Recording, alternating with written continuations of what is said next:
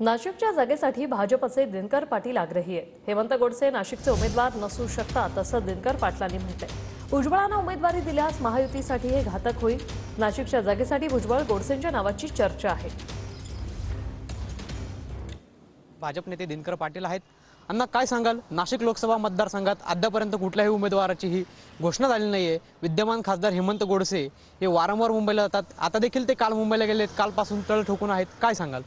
आपल्याला महायुतीचा उमेदवार निवडून आणायचा आहे आणि मी 3 वर्षापासून मतदारसंघात फिरतोय।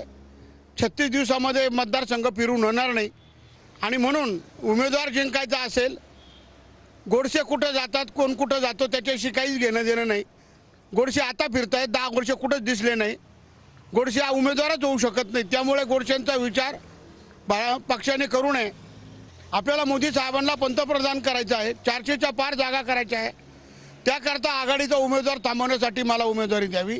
माझा खूप मोठ्या प्रमाणात प्रचार झालेला आहे। निश्चितच अण्णा, परंतु आपण जर बघितलं, एकीकडे भुजबळ जे आहेत ते भुजबळांच्या नावाची देखील महायुतीत चर्चा आहे। दुसरीकडे हेमंत गोडसे म्हणतात की परंपरेनुसार ही जागा शिंदे गटाला गेली, शिवसेनेला। मात्र भुजबळांच्या नावाची चर्चा आहे। कुठेतरी भाजप कमी पडतंय का?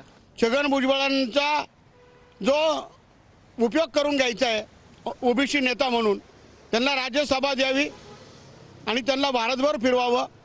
परंतु भुजबळांना महाराष्ट्रभर जो मराठा समाजाला विरोध केलेला आहे, महायुतीसाठी ते घातक होईल। म्हणून भुजबळांना उमेदवारी देऊ नये आणि माझा विचार व्हावा हे ठामपणे मी सांगतो, कारण मी खूप फिरलेलो आहे। पक्षाने मला 3 वर्षापासून फिरायला सांगितलेलं होतं, ते काम मी केलेलं आहे। कॅमेरा पर्सन आकाश शेवलेसह पवन येवले, TV9 मराठी, नाशिक।